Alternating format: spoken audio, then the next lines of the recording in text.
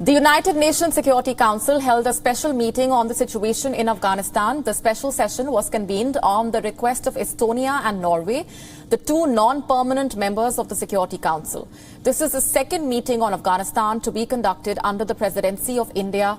The UN Secretary General Antonio Guterres opened the session with a call to all the member nations to protect and serve the people of Afghanistan. The 15-member council discussed the Afghan crisis in an open session. Here are some takeaways from the key stakeholders and the neighbor nations. I now give the floor to the representative of the United States. I remind all parties of their obligation to protect civilians. And I call on all parties to provide humanitarians with unimpeded access to deliver timely and life-saving services and aid. And I also urge all countries to be willing to receive Afghan refugees and refrain from any deportations. Mr. President, now is the time to stand as one.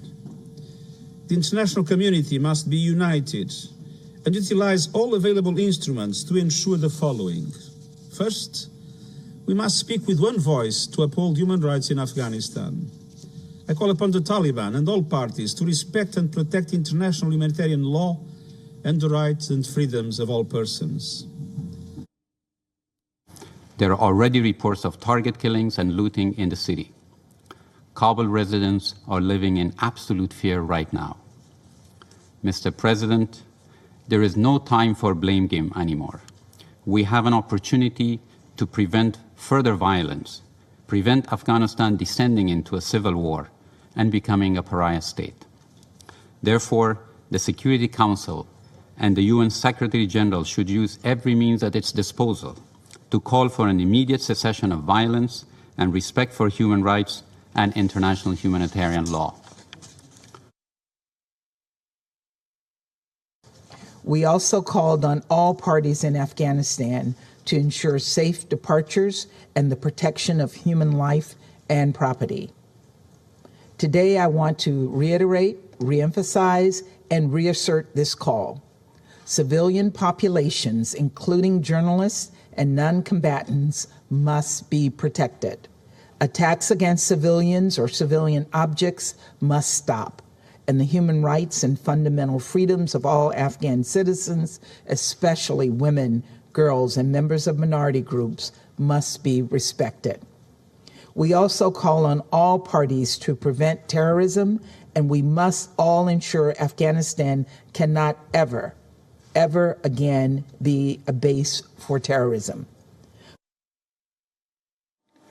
President, China has always maintained that a political solution is the only way out for Afghanistan. At present, Afghanistan's national prospects are at a historic crossroads.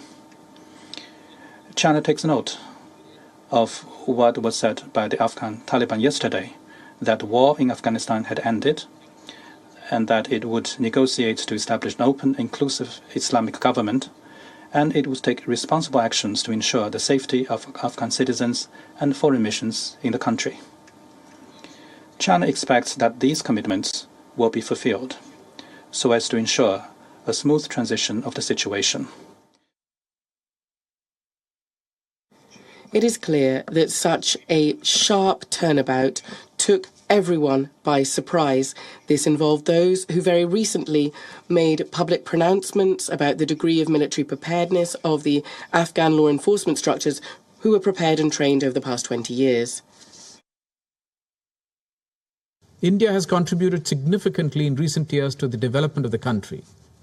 In this context, Indian development projects has been undertaken in critical areas of power, water, road, healthcare, education, agriculture, and capacity building. India's emphasis has been on the welfare and the well-being of the people of Afghanistan. Before the current crisis unfolded, India had ongoing development projects in every one of the 34 provinces of Afghanistan. Our correspondent Susan Tehrani joining us from New York for more on these developments. Susan, one consensus that has emerged overall has been that the representatives at the UNSC meeting agree It is an extremely precarious situation in Afghanistan as the way the things have unfolded over the last few hours. A lot of concern that has been expressed over what lies ahead for the people of Afghanistan and the pace at which the Taliban have made these swift gains on the ground.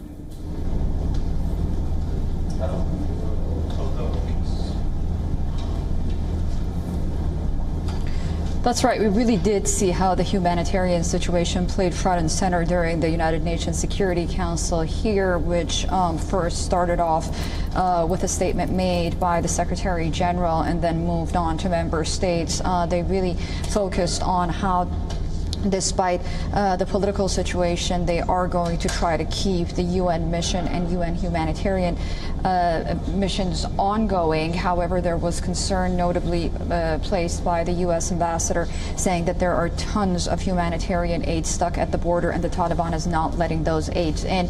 It's yet to be seen how the logistics of that is going to work out. Of course, concerned about women and children and ultimately, you know, who's going to be in charge of this country moving forward as the situation just changes rapidly by the hour, and we just see these horrific images coming out of Afghanistan without knowing really who's in charge right now.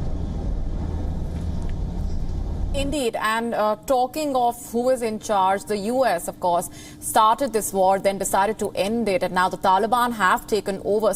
WION now available in your country. Download the app now. Get all the news on the move.